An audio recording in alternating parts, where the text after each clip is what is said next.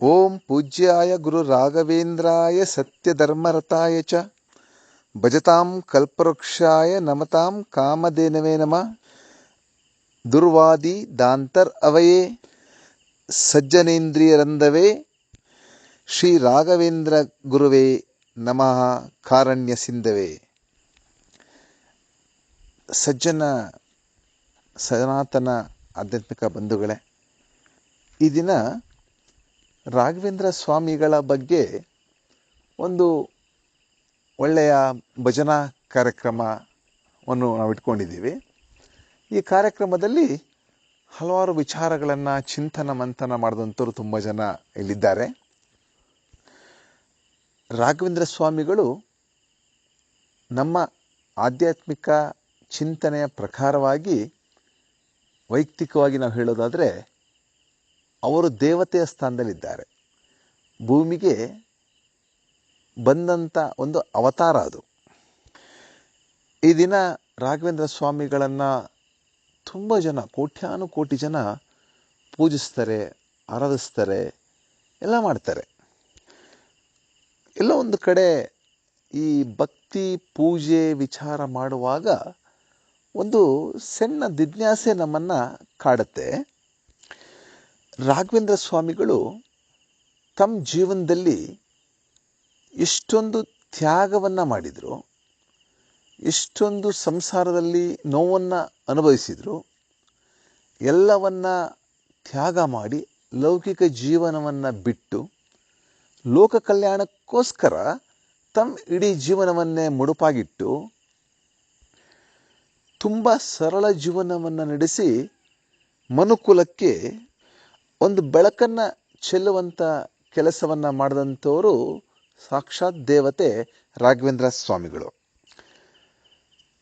ಅವರು ಯಾವುದೇ ಥರದ ಭೋಗಕ್ಕೆ ಅಪೇಕ್ಷೆ ಪಡದೆ, ಯಾವುದೇ ರೀತಿಯ ಕಾಮನೆಗಳನ್ನು ಇಟ್ಕೊಳ್ಳದೆ, ಕೇವಲ ಲೋಕ ಕಲ್ಯಾಣಕ್ಕೋಸ್ಕರ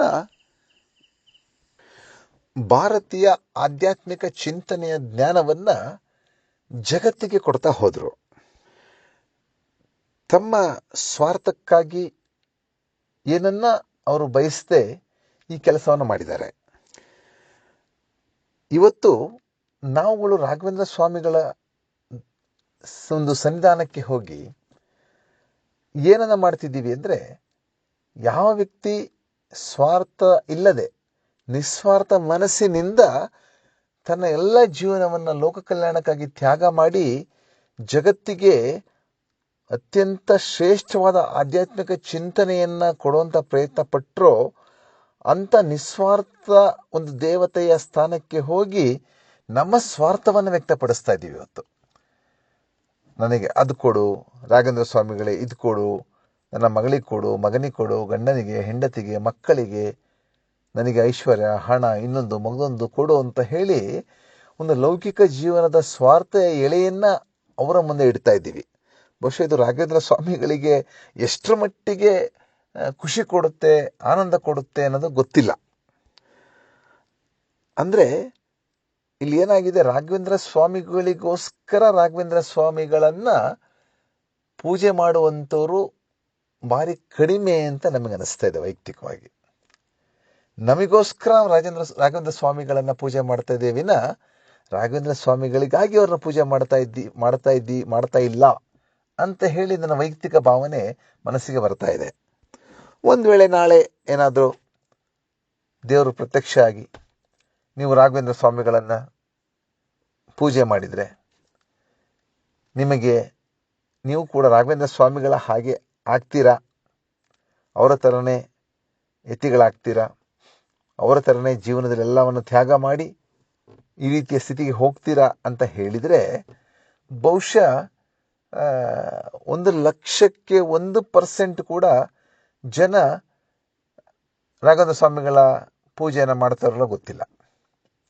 ಅಂದರೆ ಎಲ್ಲವನ್ನ ತ್ಯಾಗ ಮಾಡಿದಂಥ ತ್ಯಾಗ ಮೂರ್ತಿಯ ಬಳಿಗೆ ಹೋಗಿ ನಿಸ್ವಾರ್ಥತೆ ಇರುವಂಥ ಒಂದು ಜೀವಿಯ ಬಳಿ ಹೋಗಿ ನಮ್ಮ ಸ್ವಾರ್ಥತೆಯನ್ನು ನಾವು ವ್ಯಕ್ತಪಡಿಸುವಂಥ ಭಕ್ತಿಯನ್ನು ಮಾಡ್ತಾ ಇದ್ದೀವಿ ಅಂದರೆ ಇದು ಎಷ್ಟರ ಮಟ್ಟಿಗೆ ಆಧ್ಯಾತ್ಮಿಕ ಚಿಂತನೆಗೆ ಹೊಂದಿಕೊಳ್ಳುತ್ತೆ ಅಂತಕ್ಕಂಥದ್ದು ಯೋಚನೆ ಮಾಡಬೇಕಾಗಿದೆ. ಹೋಗಲಿ, ಸ್ವಲ್ಪನಾದರೂ ರಾಘವೇಂದ್ರ ಸ್ವಾಮಿಗಳ ಒಂದು ಚಿಂತನೆಗಳು ಅಥವಾ ಅವರು ಹೇಳಿದ ರೀತಿಯಲ್ಲಿ ನಡ್ಕೊಳ್ಳೋಂಥ ಪ್ರಯತ್ನ ಮಾಡಿದ್ದೀವಾ, ಅದನ್ನಾದರೂ ವಿಮರ್ಶೆ ಮಾಡ್ಕೋಬೇಕಲ್ಲ. ನಾವು ಯಾವುದು ಕೂಡ ರಾಘವೇಂದ್ರ ಸ್ವಾಮಿಗಳ ಕಾನ್ಸೆಪ್ಟ್ ಏನಿದೆ ಅದನ್ನು ಬದಿಗೊತ್ತಿ ನನಗೆ ನನ್ನ ಗಂಡ ಹೆಂಡತಿ ಮಕ್ಕಳು ಮನೆ ನನ್ನ ಊರು ನನ್ನ ತೋಟ ನನ್ನ ಚಿನ್ನ ಒಡವೆ ಸಂಪತ್ತಿನ ಬಗ್ಗೆ ಬೇಡಿಕೆ ಇಡಲಿಕ್ಕೋಸ್ಕರ, ನನ್ನ ಆಸೆಯನ್ನು ಈಡೇರಿಸ್ಕೊಳ್ಳಿಕ್ಕೋಸ್ಕರ, ನನ್ನ ಸ್ವಾರ್ಥದ ಬದುಕಿನ ಚಿಂತನೆಗೋಸ್ಕರ ಅಲ್ಲಿ ಹೋಗಿ ರಾಘವೇಂದ್ರ ಸ್ವಾಮಿಗಳನ್ನು ಬೇಡ್ಕೊಳ್ಳೋದು ಎಷ್ಟರ ಮಟ್ಟಿಗೆ ಸರಿ ಅಂತಕ್ಕಂಥ ಒಂದು ಜಿಜ್ಞಾಸೆ ನನಗೆ ಇವತ್ತರೆಗೂ ಕಾಡ್ತಾ ಇದೆ.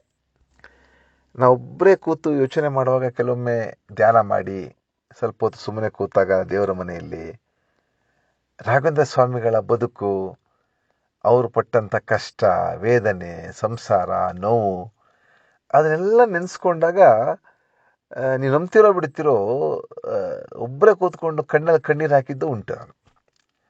ಯಾಕಂದರೆ ಅಷ್ಟು ಬೇಸರ ಆಗ್ತದೆ, ಅಷ್ಟೊಂದು ನೋವನ್ನು ಉಂಡು ಎಲ್ಲ ಮಾಡಿ ತ್ಯಾಗವನ್ನು ಮಾಡಿ ಸಮಾಜಕ್ಕಾಗಿ ಇಷ್ಟೆಲ್ಲ ಕೊಟ್ಟಿದ್ದಾರೆ ಆ ಒಂದು ಯತಿಗಳು. ಅಂದರೆ ನಿಜವಾಗ್ಲೂ ಅವರ ಪಾದಗಳ ಕಮಲಕ್ಕೆ ನಾವು ನಮಿಸಿ ಅವರಿಗೆ ನಾವು ನಿಜವಾಗ್ಲೂ ಭಕ್ತಿಯನ್ನು ತೋರಿಸ್ಬೇಕು ಅಂತಕ್ಕಂಥ ಒಂದು ಅಭಿಲಾಷೆಯನ್ನು ವ್ಯಕ್ತಪಡಿಸ್ತಾ ನಮ್ಮನ್ನು ಮಾತನ್ನು ಮುಗಿಸ್ತೀನಿ.